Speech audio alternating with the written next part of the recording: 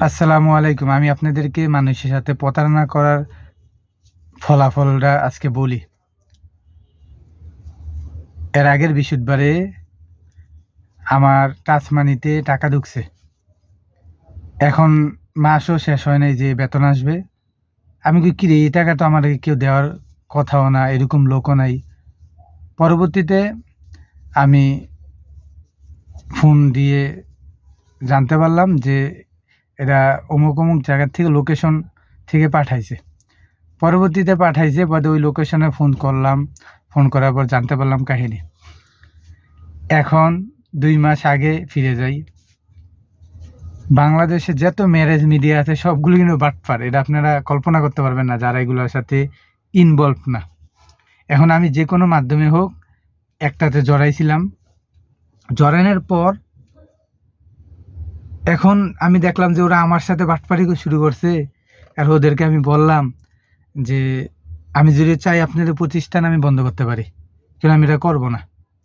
কিন্তু এটা মাথায় রাখবেন, এটা হচ্ছে আমার জেনুইন টাকা, হালাল টাকা। এর মধ্যে বিন্দুমাত্র হারামের স্পষ্ট নাই। আপনারা যে আমার টাকাটা মারছেন, আমি আপনাদের একটা কথা বলি। এই টাকার বিনিময়ে আপনারা খুব শীঘ্রই এমন অ্যামাউন্ট খরচ করতে হবে, আল্লাহ তাআলা আপনাদের কিংবা আপনাদের পরিবারের এমন, এমন রোগ দিবে যে শুধু টাকাই যাচ্ছে, টাকাই যাচ্ছে। কুল কিনারা পাবেন না। যখন আমার কথা মনে হবে, তখন ভাববেন যে একটা ছেলে এই কথাটা আমাকে বলছে।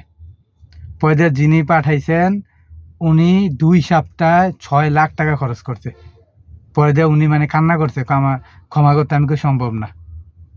আপনি আমার সাথে এরকম করছেন, বাকি মানুষের সাথে কি করেন? করে কেটে ব্লক দিয়ে দিছি।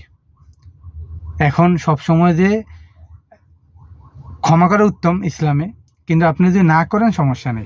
আমি ভাই এত মহৎ মানুষ হইতে চাই না।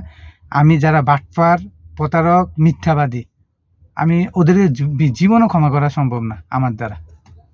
এই কারণে বলতেছি, যারা এগুলা করেন দয়া করে এগুলা ছেড়ে দেন। ছেলে মেয়ে কখনো মানুষ করতে পারবেন না, নাম্বার 1। নাম্বার 2, ঈমান নিয়ে মৃত্যুবরণ করতে পারেন কিনা সন্দেহ আছে। আমি এটা নিয়ে অনেক রিসার্চ করছি। বেশিরভাগ মানুষে ঈমান হারাইয়া মরতে হয় যারা এগুলা করে। যেমন মনে করলেন বিকাশে প্রতারণা, নগদে প্রতারণা, এটার মাধ্যমে টাকা নিয়ে আবার অন্যান্য টাকা নিয়ে পরবর্তীতে আপনার কাজ করে না, এরকম হচ্ছে না? এই কারণে বললাম, এগুলা যারা করেন এরা মানে লিখতে পারেন, এই আজকের ডেট দিয়া লিখতে পারেন যে আমি তো এই কথা বলছি যে ফেসবুক রিকভার বা যেটাই হোক করে দিব, এত টাকা দিতে হবে, টাকাটা নিয়েছি কিন্তু করে দিই নাই। আপনি যদি এরকম বাটপারি করেন বা আদার্স যত বাটপারি আছে এগুলো যদি করেন, এটা লিখে রাখেন। কত কষ্ট আপনার মৃত্যুটা হবে, এটা তো ভবিষ্যৎ, লিখে রাখেন। মানুষের সাথে যে এরকম করে মানুষের টাকা মেরে খায়, আমি দেখছি ওরা কখনো ভালো পর্যায়ে তো যাইতে পারে না, ওদের ছেলে মেয়েদেরকেও নিতে পারে না, দেন মৃত্যুটা ওদের ভালো মতন হয় না। এই কারণে আপনাদেরকে সতর্ক করে দিলাম, এটার থেকে শিক্ষা নেন। ধন্যবাদ। আসসালামু আলাইকুম।